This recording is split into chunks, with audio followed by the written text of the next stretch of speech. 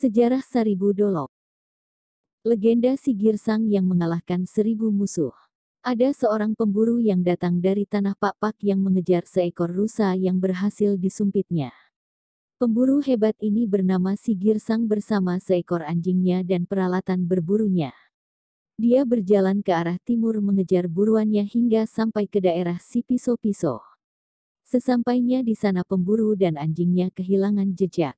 Dan si Girsang melihat seekor kerbau berwarna putih dan dia segera tahu kalau dia berada dekat dengan pemukiman penduduk. Dia dan anjingnya pun mendaki gunung si Piso-Piso sambil mengamati perkampungan yang ada di bawahnya. Sepanjang hari mereka tidak makan hingga lemas karena kelaparan dan kehausan. Si Girsang pun minum dari air yang menetes dari daun-daun pepohonan, begitu juga anjingnya. Dia pun memberi makan anjingnya jamur yang berwarna merah yang ditemukannya di sana, tetapi ternyata jamur ini beracun, lalu dia mencoba memberikan jamur berwarna putih. Dan anjingnya kembali sembuh seperti biasa. Maka dia pun mengambil kedua jamur tersebut, yang merah dia gunakan untuk memoles panah dari sumpit yang dia miliki dan yang putih sebagai penawarnya. Dari atas gunung itu dia melihat sebuah kampung besar bernama Naga Maria. Kampung ini milik marga Sinaga. Lalu dia pun pergi dan sesampainya di sana dia ditanya berasal dari mana.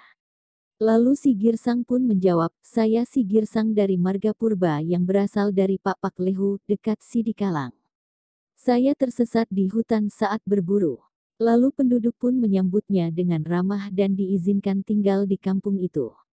Pada saat itu terjadi perang antara Naga Maria dan Siantar, di mana pasukan dari Siantar sudah sampai di bawah Gunung Singgalang dan bermalam di sana. Mereka minum telaga yang ada di bawah Gunung Singgalang yang sekarang ini diberi nama Paya Siantar. Bunuh semua pasukan dari Siantar itu. Jika kau berhasil melakukannya sendirian, aku akan menikahkan putriku kepadamu, demikian perintah dari Tuan Naga Maria kepada si Girsang. Si Girsang pun meminta Tuan Naga Maria untuk memerintahkan penduduknya mengumpulkan duri dari bambu, jeruk maupun dari rotan dan sejenisnya. Lalu dia pun memasukkan jamur merah ke dalam air dan memeraskannya ke segala duri yang telah tercampur dan menebarkannya di sepanjang jalan yang akan dilalui musuh tersebut. Kemudian diam-diam menuangkan air perasan jamur merah tersebut ke sumber air Paya Siantar itu. Saat musuh meminum air dari Paya Siantar, mereka pun mati keracunan. Ada sekitar 1.000 orang yang ditemukan mati keracunan. Lalu si Girsang pun menemui Tuan Naga Maria dan berkata, Nunga mate Marsinggalang Saribu di Dolok I. Sejak saat itu pula dinamakan gunung itu Dolok Singgalang dan wilayah itu disebut Saribu Dolok. Lalu si Girsang pun menikah dengan putri dari Tuan Naga Maria dan tinggal di sana. Dan si Girsang inilah yang menjadi leluhur dari para raja-raja Silimahuta dan masih memerintah sampai sekarang.